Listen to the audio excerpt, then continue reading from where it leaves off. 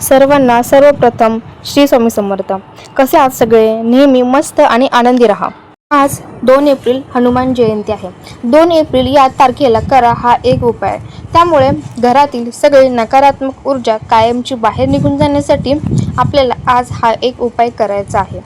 2 तारखेला गुरुवार आहे, त्यामुळे त्या दिवशी संध्याकाळी आपल्याला देवपूजा झाल्यानंतर हा एक उपाय जरूर करा। त्यामुळे आपल्या घरामध्ये जी काही वाईट शक्ती असेल ती या उपायाने बाहेर निघून जाईल। त्यापूर्वी जर कोणी आपल्या चॅनलवरती नवीन असाल तर त्यांनी लाईक, शेअर आणि सबस्क्राईब नक्की करा। चला तर मग आपण व्हिडिओ सुरू करूया। त्यासाठी आपल्याला एका वाटीमध्ये किंवा मातीच्या पंतीमध्ये थोडे खडे मीठ घेऊन त्यामध्ये 9 लवंगा घेऊन गोलाकार पद्धतीने एक खोचायचे आहेत। त्या भागी मध्यभागी आपल्याला एक कपूर ठेवायचा आहे।